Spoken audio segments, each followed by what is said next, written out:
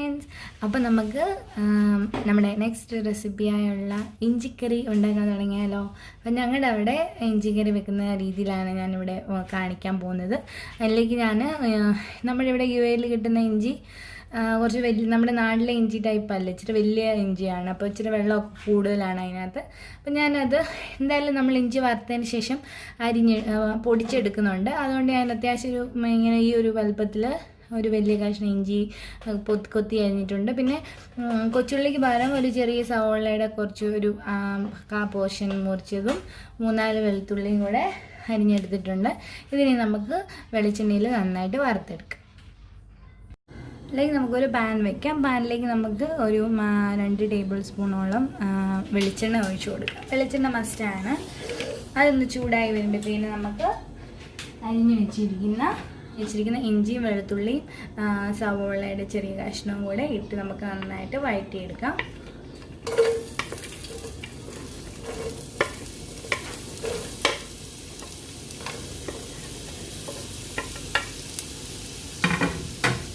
ഇതൊന്ന് മൂപ്പിച്ചതിന് ശേഷം നമുക്ക് തേങ്ങാപ്പീരി ഇടാവുള്ളൂ.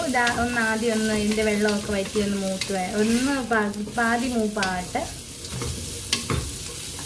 ഇതിലേക്ക് നമ്മൾ ഉലുവാപ്പൊടിക്ക് പകരം ഞാനിവിടെ മുഴുവൻ ഉലുവയാണ് ചേർക്കുന്നത്. അപ്പം എന്തായാലും നമ്മൾ ഇഞ്ചി വറുത്ത് കഴിഞ്ഞ് നമ്മൾ പൊടിച്ചെടുക്കുമല്ലോ. അപ്പം ഈ ഉലുവ ഇതിനകത്ത് കിടന്ന് മൂക്കും.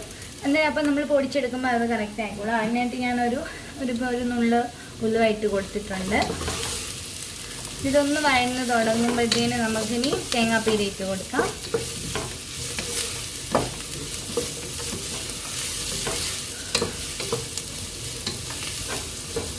നമുക്കിനി തേങ്ങാപ്പീരി ഇട്ട് കൊടുക്കാം. ഞാൻ ഇത്ര ഇഞ്ചിക്ക് ഞാൻ ഒരു 1.5 പിടി തേങ്ങ ഇട്ട് കൊടുക്കുന്നുണ്ട്. 1.5 പിടി തേങ്ങാപ്പീരി ഇട്ട് കൊടുക്കാം.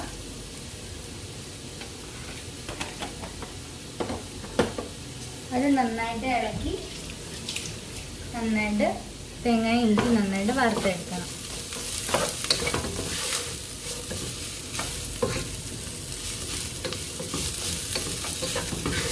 ഇതൊന്ന് പെട്ടെന്ന് ആവാനായിട്ട് നമുക്ക് ഒരു നുള്ളു ഉപ്പിട്ട് കൊടുക്കാം. അപ്പോൾ നമ്മൾ ഇഞ്ചിക്കറി വെക്കുമ്പോൾ പ്രത്യേകം ശ്രദ്ധിച്ചുകൊണ്ട് നമ്മളിവിടെ ആവശ്യത്തിന് ഉപ്പിട്ടിട്ടുണ്ട്. പിന്നെ വേണമെന്നുണ്ടെങ്കിൽ മാത്രം പിന്നീട് ചേർത്ത് കൊടുത്താൽ മതി. നന്നായിട്ട് ഇളക്കി വറുത്തെടുക്കാം. ഇതുള്ളിട്ട് ഇഞ്ചിയും തേങ്ങാപ്പീരിയും ഒക്കെ ഒന്ന് മൂത്ത് തുടങ്ങിയിട്ടുണ്ട്.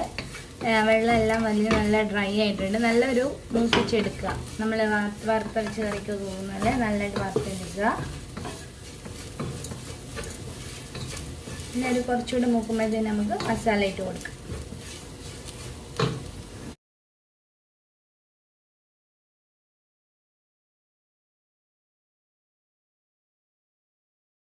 പൊടികളെല്ലാം ഇട്ട് കൊടുക്കുക. തേങ്ങാപ്പീരൊക്കെ നന്നായിട്ട് മൂത്തിട്ടുണ്ട്. ഇഞ്ചിയെല്ലാം നല്ല കറക്റ്റായിട്ടുണ്ട്. ഇനി ആദ്യം നമുക്ക് ഒരു ലേശം മഞ്ഞൾപ്പൊടി ഇട്ട് കൊടുക്കാം. ഒരു നുള്ളു മഞ്ഞൾപ്പൊടി മതി. ഇനി മുളക് പൊടി അടുത്തന്നെ മുളക് പൊടി ഇട്ട് കൊടുക്കാം. ഒരു ടേബിൾ സ്പൂണിന് 2 ടേബിൾ സ്പൂൺ മുളക് പൊടി,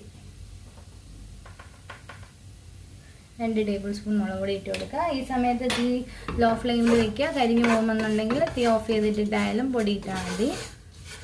ഇനി നമുക്ക് കായപ്പൊടി ഇട്ട് കൊടുക്കണം. അതൊരു 1/4 ടീസ്പൂൺ കായപ്പൊടി ഇട്ട് കൊടുത്തു. നന്നായിട്ട് ഇളക്കി പൊടി മൂത്ത് വന്നതിന് ശേഷം നമുക്ക് തീ ഓഫ് ചെയ്തിട്ട് ഇനി ഇത് നന്നായിട്ട് ചൂടാറിയതിന് ശേഷം മിക്സിയിൽ നമുക്ക് പൊടിച്ചെടുക്കണം. അപ്പം നമ്മൾ ലോ ഫ്ലെയിമിലായിരുന്നു. ഇനി തീ ഓഫ് ചെയ്തേക്കാം. പാത്രത്തിന് ചൂട് കൂടുതലെന്ന് തോന്നുവാണെങ്കിൽ വേറൊരു പാത്രത്തിലേക്ക് പാർന്ന് വെക്കുക. മുളക് പൊടിയെല്ലാം നന്നായിട്ട് മൂത്തിട്ടുണ്ടെങ്കിൽ നമുക്ക് ഒന്ന് ആറിയതിന് ശേഷം ഇത് പൊടിച്ചുകൊണ്ട് വരാം. നമ്മൾ ഇഞ്ചിയും തേങ്ങയും എല്ലാം വറുത്തത് മിക്സിയിലിട്ടൊന്ന് ക്രഷ് ചെയ്തെടുത്തിട്ടുണ്ട്. ഒരുപാട് പൗഡർ പോലെ ആവില്ല, ഇച്ചിരി തരി കിടക്കണം, എന്നാലേ ഒരു കടിക്കാനൊക്കെ കിട്ടത്തുള്ളൂ. അപ്പം ഈ ഒരു ഫോമിൽ ഇനി നമുക്ക് ഇഞ്ചിക്കറി വയ്ക്കാൻ തുടങ്ങാം. അപ്പോൾ നമ്മൾ ആ വറുത്ത പാത്രത്തിലോട്ട് തന്നെ ഈ മിക്സ് ഇട്ട് കൊടുക്കുക. മിക്സിയിൽ പൊടിച്ചെടുത്ത ഈ കൂട്ടിട്ട് കൊടുത്തു. ഇനി ഇതിലേക്ക് നമുക്ക് പുളിവെള്ളം ഒഴിച്ച് കൊടുക്കണം. വാളംപുളി ഞാനിവിടെ ഒരു വലിയ നാരങ്ങ വലുപ്പത്തിലുള്ള പുളി വെള്ളത്തിലിട്ട് കുതിർത്ത് മിക്സ് എടുത്താണ്. അരിച്ചൊഴിക്കണം താല്പര്യമുള്ളവർക്ക് ഒന്ന് അരിച്ചൊഴിച്ച് കൊടുക്കാം. ഞാൻ ഓൾറെഡി അതിൻ്റെ ഇതെല്ലാം കളഞ്ഞായിരുന്നു.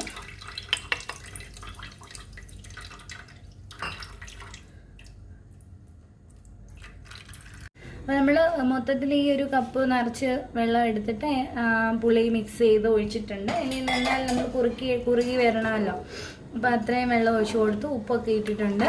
ഇനി ഇത് നന്നായിട്ട് തിളച്ച് വരട്ടെ. അപ്പോൾ നമ്മുടെ ഇഞ്ചിപ്പുളി ഒന്ന് തിളച്ച് വന്നിട്ടുണ്ട്. ഇനി അതിലേക്ക് ഒരു ചെറിയ പീസ് ശർക്കര ഇട്ട് കൊടുക്കുകയാണ്. അതിന് വേഗം തോറും അതിനകത്ത് ഇടാൻ നല്ലത്തോളും. മധുരം ഇതിലും കൂടുതൽ പ്രിഫർ ചെയ്യുന്നവരാണെങ്കിൽ കുറച്ചുകൂടി ഇട്ട് കൊടുക്കാം. അപ്പോൾ ഇത് അത്യാവശ്യം നമ്മുടെ കറിക്ക് ആവശ്യത്തിനുള്ള മധുരമാവും. ഈ ഒരു ചെറിയ പീസ് മതി. നന്നായിട്ട് ഇനി ഇത് നന്നായിട്ട് വെന്തിറങ്ങണം. നന്നായിട്ട് കുറുകിയതിന് ശേഷം മാത്രം നമുക്കിനി കടുക് വറുത്ത് വയ്ക്കും. അപ്പോൾ ഇത് നല്ലൊരു മീഡിയം ഫ്ലെയിമിൽ കിടന്ന് നന്നായിട്ട് കുറുകി വെന്ത് റെഡിയാവട്ടെ.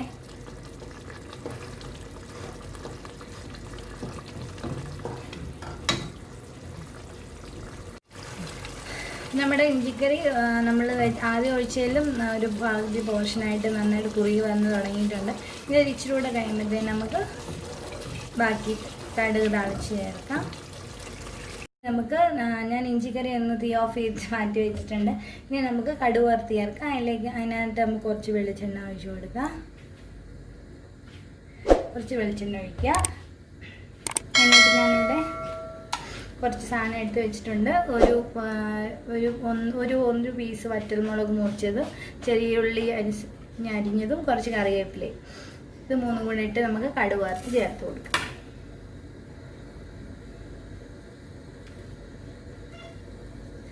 വെളിച്ചെണ്ണ ചൂടായതിലേക്ക് നമ്മൾ കടുക് ഇട്ട് കൊടുത്തിട്ടുണ്ട്. ഒരു 1.5 ടേബിൾ സ്പൂൺ വെളിച്ചെണ്ണ മതി. ഇനി അതിലേക്ക് നമുക്ക് കടുക് പൊട്ടി വരുമ്പോഴത്തേന് വറ്റൽമുളകും കൊച്ചുള്ളി അരിഞ്ഞതും കറിവേപ്പിലയും കൂടെ ചേർത്ത് കൊടുത്ത് കടുക് വറുക്കാം.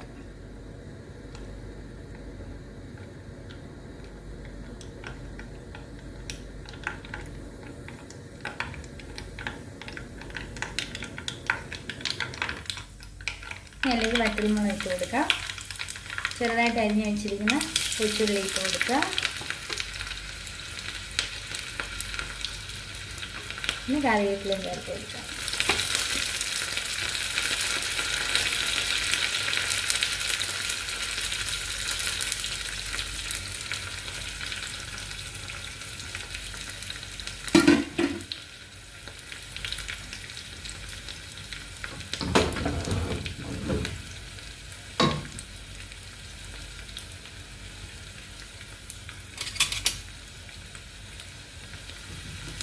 അതൊന്ന് മൂത്തതിന് ശേഷം നമുക്ക് ഇഞ്ചി കറിയിലേക്ക് ഒഴിച്ചു കൊടുക്കാം.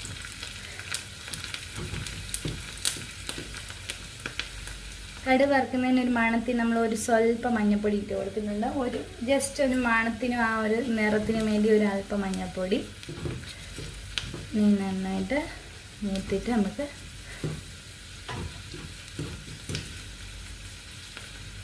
കടുക് വറുത്ത കൂട്ട് നമുക്ക് ഇഞ്ചി കറിയിലേക്ക് ഇട്ട് കൊടുക്കാം.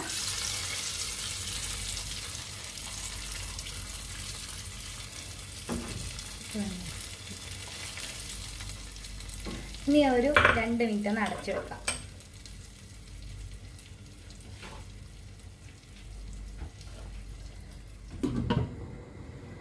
നമ്മൾ കടുക് വറുത്ത ഒഴിച്ച വഴിക്ക് ഒന്ന് ജസ്റ്റ് ഒന്ന് അടച്ചു വെച്ച് ഒന്ന് ചൂടാക്കിയിട്ടുണ്ട്. ഇനി നമുക്ക് തീ ഓഫ് ചെയ്തിട്ട് ഇതൊന്ന് മിക്സ് ചെയ്തെടുക്കാം. അപ്പോൾ ആ വെളിച്ചെണ്ണയിൽ കടുക് വറുത്തതിൻ്റെ മണവും രുചിയും സദ്യക്ക് വേറെ ഒന്നും വേണ്ട തൊട്ട് കൂട്ടാൻ.